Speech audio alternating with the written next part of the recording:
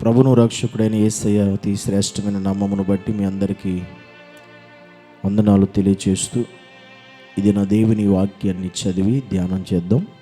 యాకోబు రాసిన పత్రిక 5వ అధ్యాయం 8వ వచనం. ప్రభువు రాక సమీపించున్నది గనుక మీరు ఓపిక కలిగి ఉండుడి, మీ హృదయములను స్థిరపరచుకునుడి.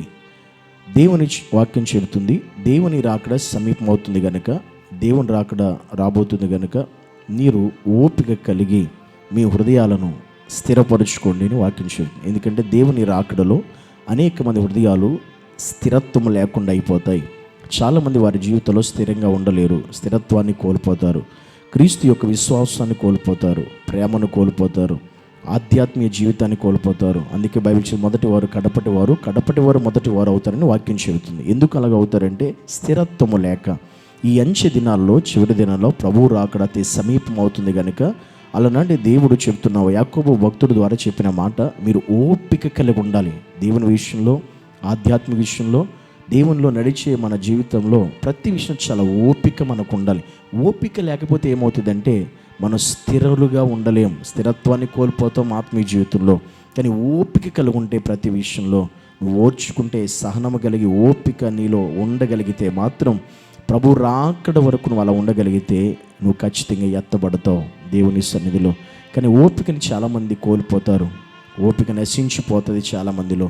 అందువల్ల వారి ఉదయాలు స్థిరంగా ఉండవు, ఉదయాలు చెదిరిపోతాయి, ఆలోచనలు చెదిరిపోతాయి, ఉద్దేశాలు చెదిరిపోతాయి, వారి మార్గాలు కూడా దారి తప్పిపోతాయి. అందుకే చాలామంది ముందుగా భక్తి ఉన్నవారు తర్వాత భక్తిగా ఉండలేరు, తర్వాత భక్తి ఉన్నవారు ముందుగా భక్తి అలాంటి పరిస్థితులు ఈ రోజుల్లో వస్తాయి, అంచె దినాల్లో, చివరి దినాల్లో. కానీ మనం అలా ఉండకూడదని, మనం ఇప్పుడు ఎలా ఉండాలి మరి అంచె దినాల్లో, చివరి దినాల్లో దేవుని అక్కడ సమీపం అవుతుంటే ఓపికతో దేవునిలో కొనసాగాలి, ఓపిక కలిగి నడుచుకోవాలి.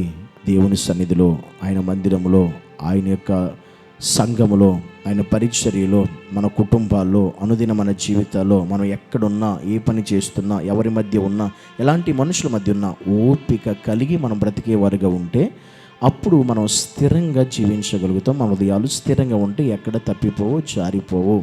అలాంటి స్థిరంగా మన హృదయాలు ఉండే అంత ఓపిక కలిగిన ఆత్మీయ జీవితాన్ని దేవుడు ప్రతి దినము కూడా ఆయన నమ్మిన బిడ్డలమైన మనకు, మన కుటుంబాలకి అనుగ్రహించి సహాయం చేసి నడిపించునుగాక. ఆమేన్.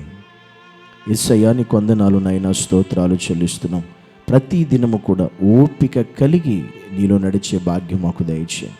ఓపిక కలిగి ప్రార్థన చేసే జీవితాలు, ఓపిక కలిగి విశ్వాసంతో జీవించే జీవితాలు, ఓపిక కలిగి పరిశుద్ధతను కాపాడుకునే జీవితాలు, ఓపిక కలిగి నీలో నడిచే యోగ్యత ఇచ్చి నీ రాజ్యాన్ని సంతరించిన భాగ్యము దయచేయమని యేసు నామములో ప్రార్థిస్తున్నాము తండ్రి. ఆమేన్.